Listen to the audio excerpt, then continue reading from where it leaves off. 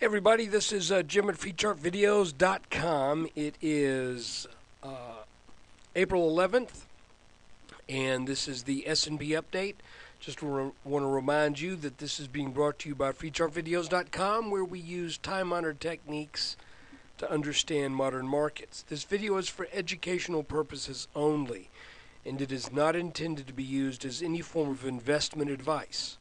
I can draw lines on charts, but you have to draw your own conclusions from your own due diligence and make investment decisions that are suitable for your financial situation. And I'm not a licensed professional, just a guy that draws lines on charts. So let's look at the S&P. Okay, first off, I'm going to make this pretty brief because nothing really major happened today, but I do have something I want to point out. The first thing is this still is looking more and more like an inverse head and shoulders pattern.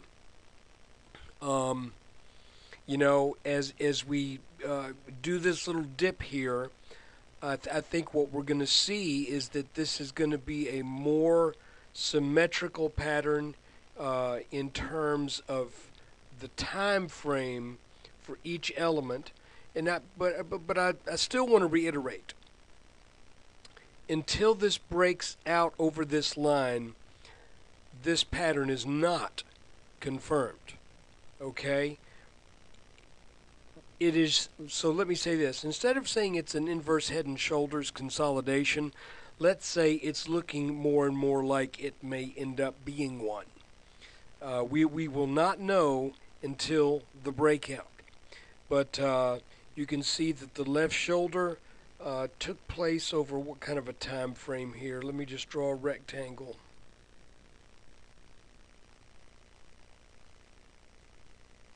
Okay, I'm going to say that that is how much time this spent on that left shoulder.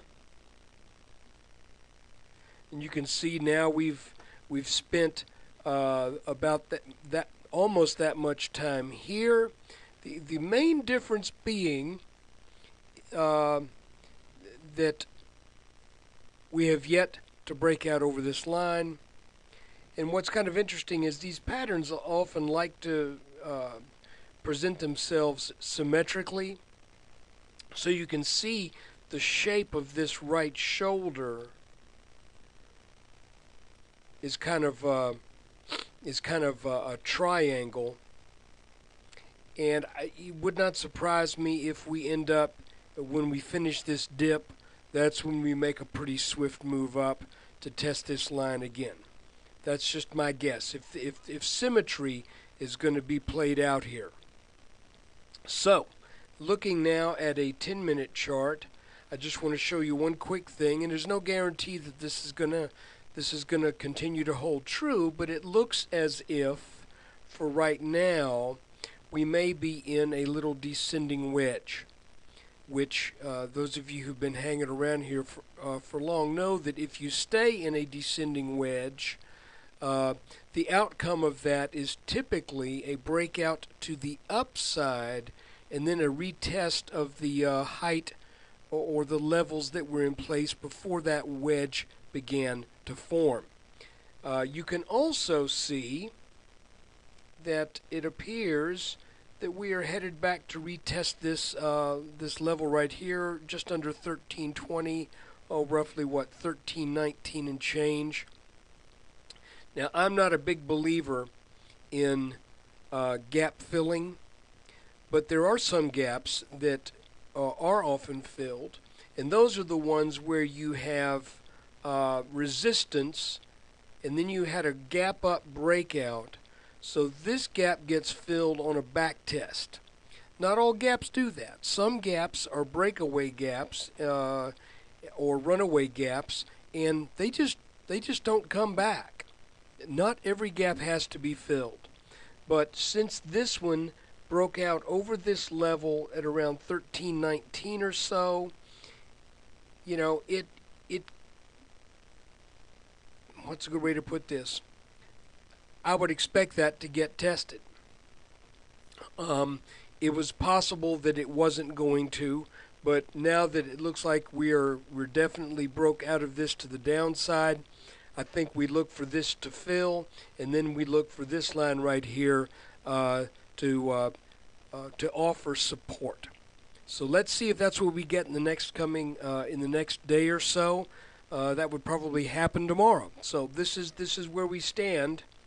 We're looking at this line as resistance, this line as support, and this line as support, and also looking to see if the S&P stays within the boundaries of this little descending wedge pattern that has been formed over 1, 2, 3 touches on the top and 1, 2, 3 touches on the bottom.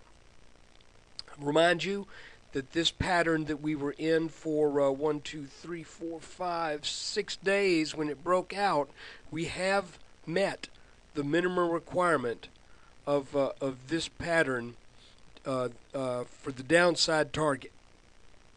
So let's just see what happens. Look, that's the update for today. And when you get a chance, please visit freechartvideos.com. I'm going to say this at the end of all my videos. We got 2 ways to keep this free. One is I have advertisers on the website, and so I generate a little bit of web ad traffic, not much. The other way I'm trying to keep this free is through the donations. So if you want to donate a few dollars, $10 or more, you'll get a video update that has some interesting charts in it that you might want to put on a watch list, or if nothing else, you can look at them and try to see how they play out. Right now, everything's a little wonky because we're in these choppy waters here on this possible right side of this head and shoulders. If we break out, then a lot of the charts that I have in the latest video stand to make some pretty good gains. So look, take care. Appreciate you watching. There'll be another video tomorrow.